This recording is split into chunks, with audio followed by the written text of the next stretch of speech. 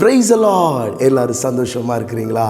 கர்த்தர் நமக்கு கொடுத்த இந்த புதிய நாளுக்காக கர்த்தரை ஸ்தோத்திரிக்கிறேன். இந்த காலை நற்செய்திக்கு உங்களை வரவேற்கிறேன். இந்த நாளுக்குரிய வார்த்தையை நாம் கேட்கப் போகிறோம். எசேக்கியேல் 18ஆம் அதிகாரம் 9வது வசனம். என் கட்டளைகளின்படி நடந்து என் நியாயங்களை கைக்கொண்டு உண்மையாயிருப்பானாகில் அவனே நீதிமான், அவன் பிழைக்கவே பிழைப்பான் என்று கர்த்தராகிய ஆண்டவர் சொல்லுகிறார்.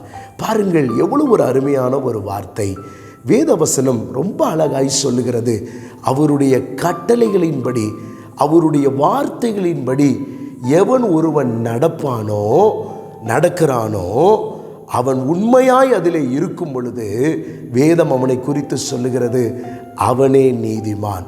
பாருங்க, உலகத்தில் தங்களை தாங்களே நீதிமான் என்று சொல்லுகிறவர்கள் நீதிமான்கள் அல்ல.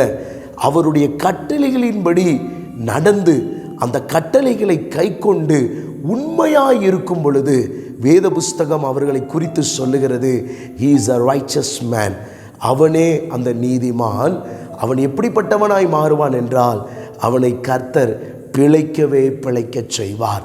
நம்முடைய வாழ்க்கையில் இப்படிப்பட்ட ஒரு வாழ்க்கை வாழ வேண்டும் என்று கர்த்தராகிய தேவன் விரும்புகிறார். அவருடைய வார்த்தை, இந்த வேத புஸ்தகம், இந்த இன்ஸ்ட்ரக்ஷன் நமக்கு என்ன சொல்லுகிறதோ அதன்படி நம்ம வாழணும். இன்றைக்கி நிறைய வார்த்தைகளை நாம் கேட்கிறோம். இன்றைக்கி யூடியூப் சேனல் எடுத்தால நிறைய வார்த்தைகள் நம்மை பலப்படுத்துகிறது. எஸ், ஆம், உண்மைதான். ஆனால் அந்த வார்த்தைகளின்படி ஒவ்வொரு நாளும் நடக்க தான் நாம் எந்த கேட்டகரிக்குள்ளே வரோம் தெரியுமா? நீதிமான் என்கிறவனாக நாம் அழைக்கப்படுகிறோம். கர்த்தர் அப்படிப்பட்டவனுடைய வாழ்வை பிழைக்கவே பிழைக்க செய்கிறார். இன்றைக்கி உங்கள் வாழ்வில் இப்படிப்பட்ட ஒரு வாழ்வு வாழ ஆண்டவரே எனக்கு உதவி செய்யும் என்று கர்த்தர்ட்ட நம்ம கேட்க போகிறோம்.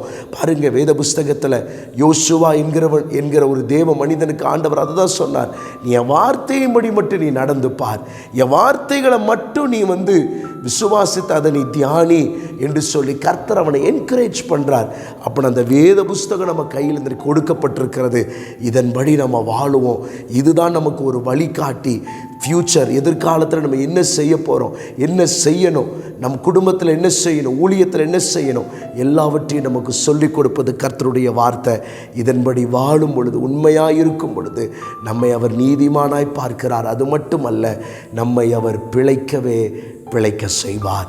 உங்களுக்கு ஜெபிக்கிற பரிசுத்த பிதாவே, வார்த்தை கேட்ட ஒவ்வொரு வார்த்தையின்படி ஆசீர்வதியும். இயேசுவின் நாமத்தில் பிதாவே, ஆமென். God bless you.